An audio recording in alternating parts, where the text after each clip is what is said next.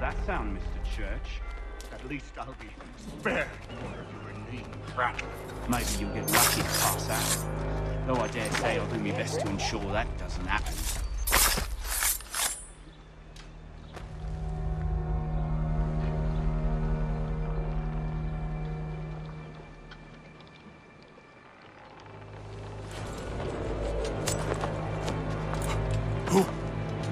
Who are you?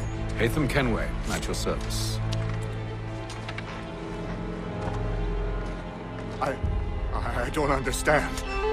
Why are you here? Walk with me, Mr. Church, and all will be explained.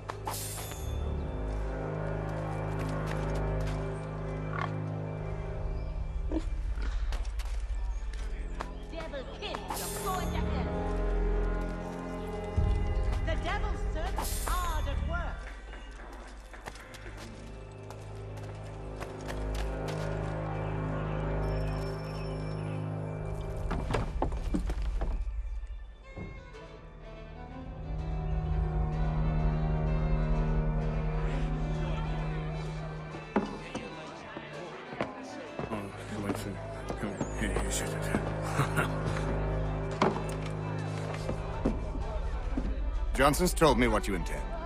As it happens, the man who held me is the same one that you seek. His name is Silas Thatcher. That fancy lad is our slaver? Don't let his velvet tongue deceive you. A crueler and more vicious creature I've never known. What can you tell me of his operation? He hosts at least 100 men, more than half of whom are redcoats. All this for some slaves? Hardly. The man's a commander in the King's troop, in charge of the Southgate fort. We need to find a way inside. Let me think on it. In the meantime, I'll attend to our final recruit. John Pitcairn's our man. I'll take you to him.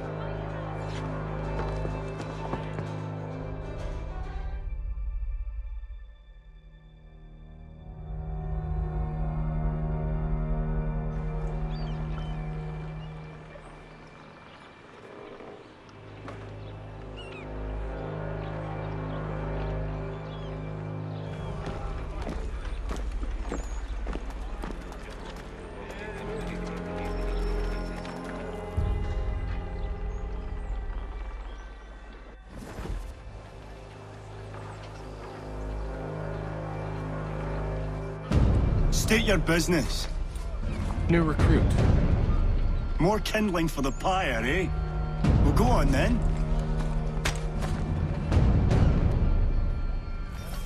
How'd you manage that? Did you forget, sir? My commission is with General Braddock.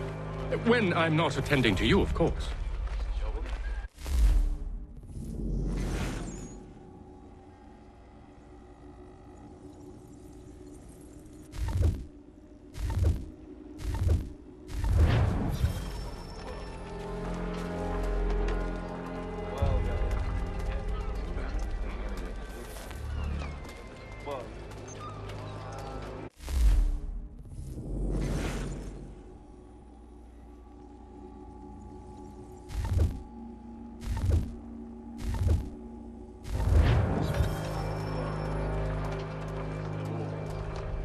Pitcairn, you fool!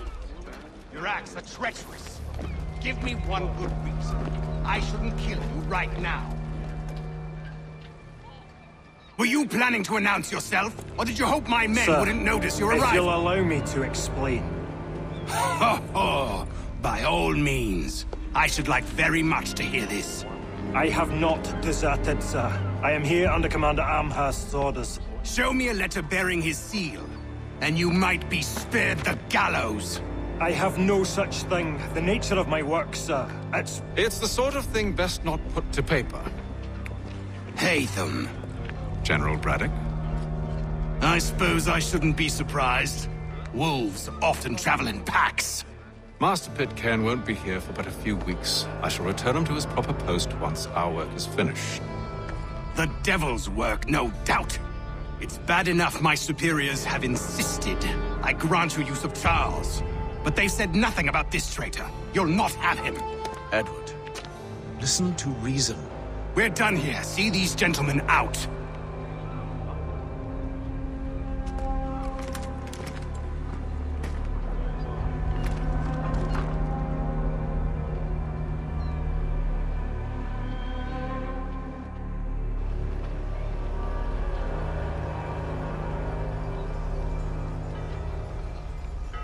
Well, that didn't go as I expected. And to think I used to call him brother. What now? They'll chase us off if we try and return. We're done with this camp. And as luck would have it, so are they. Come along. What are you planning? To steal Master Pitcairn. What? You'll see. Now, when I give the signal, you're to distract Braddock's patrol and lure them into a dead end.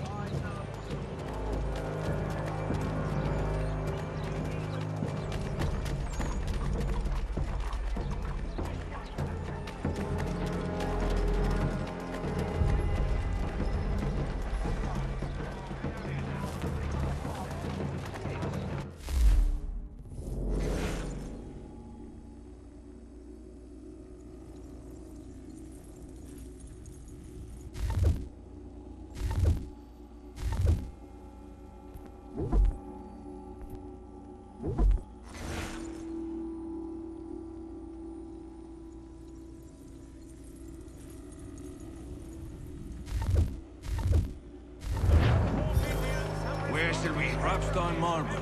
No. One of Lynn or Ship Street. Yes. The...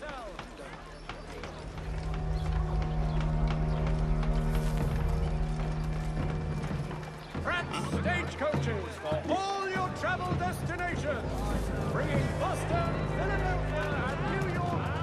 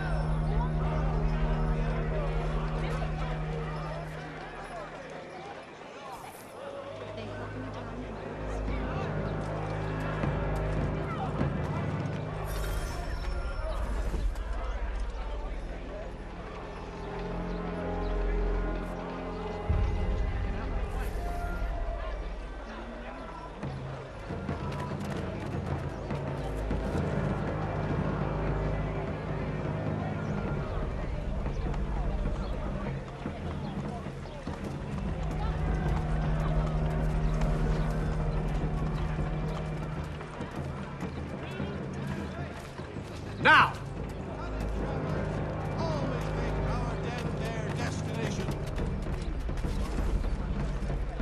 Mother Barnum's Preserve!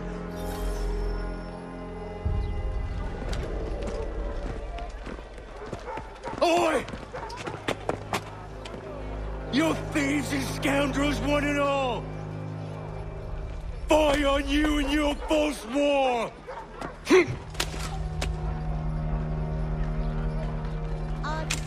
After him!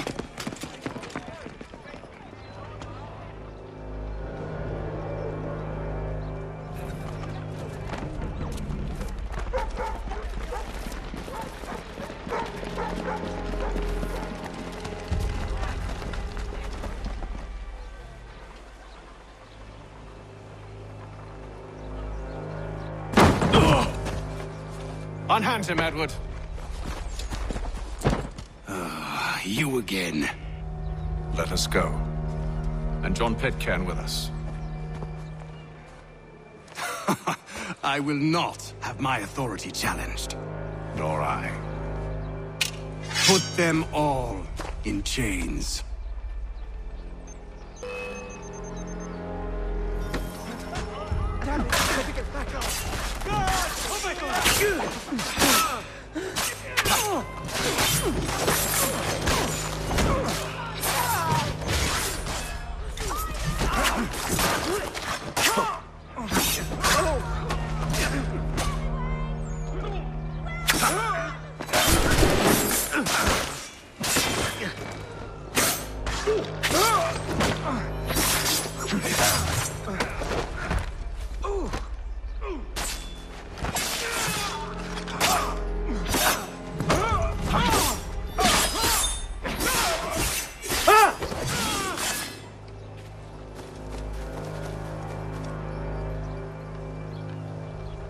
I stay my hand today because you were once my brother, and a better man than this. Or should our paths ever cross again, all debts will be forgotten.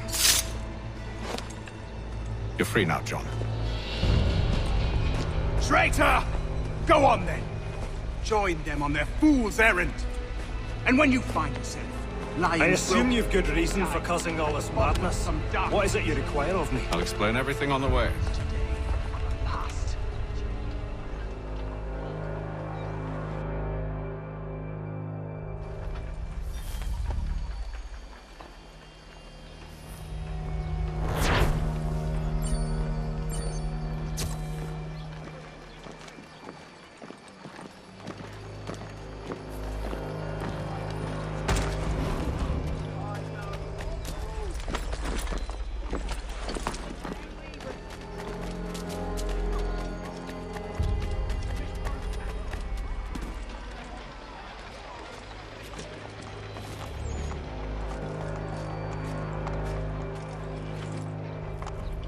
Much good cheer.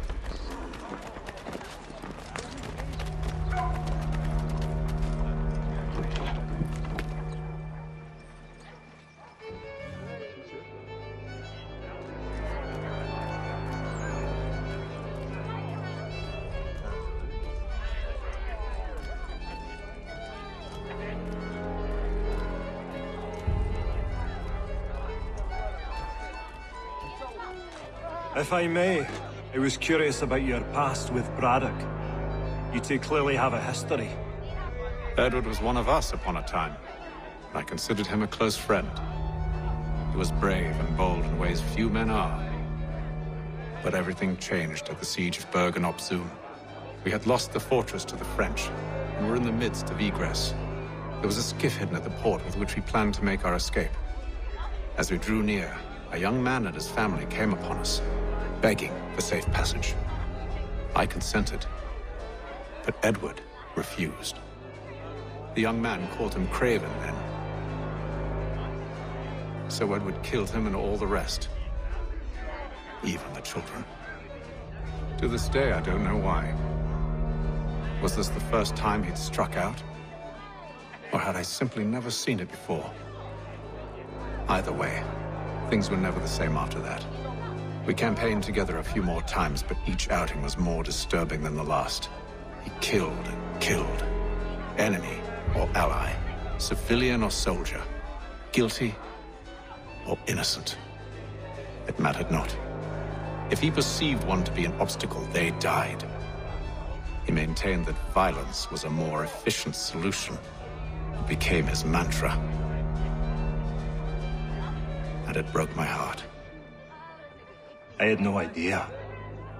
He hides it well, and intimidates into silence any who discover him.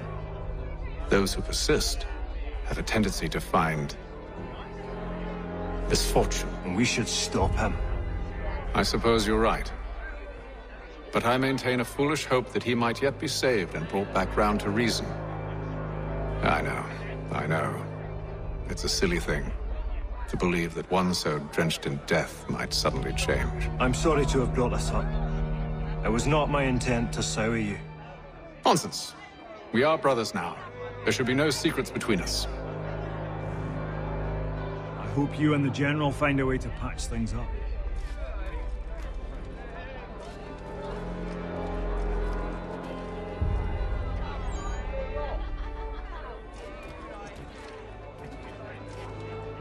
So, a question for you. Why medicine?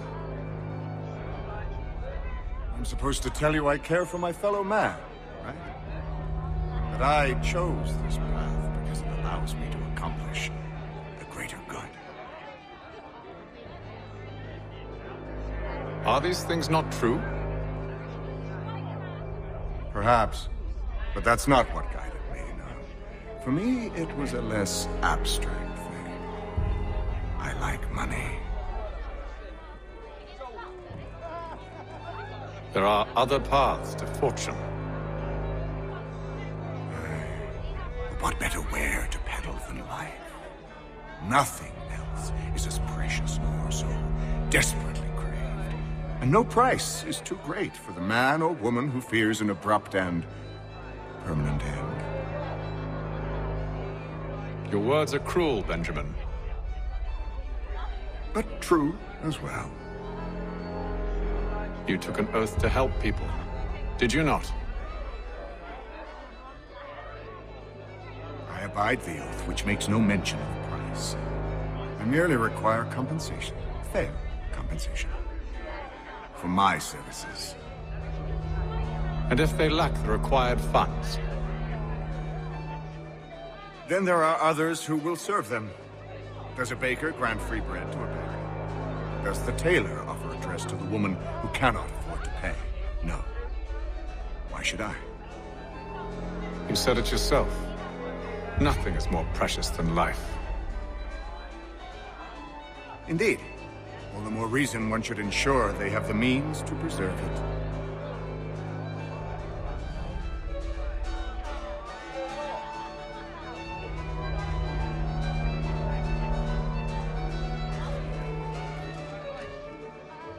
I've some ledgers to review. Do you mind if we speak later?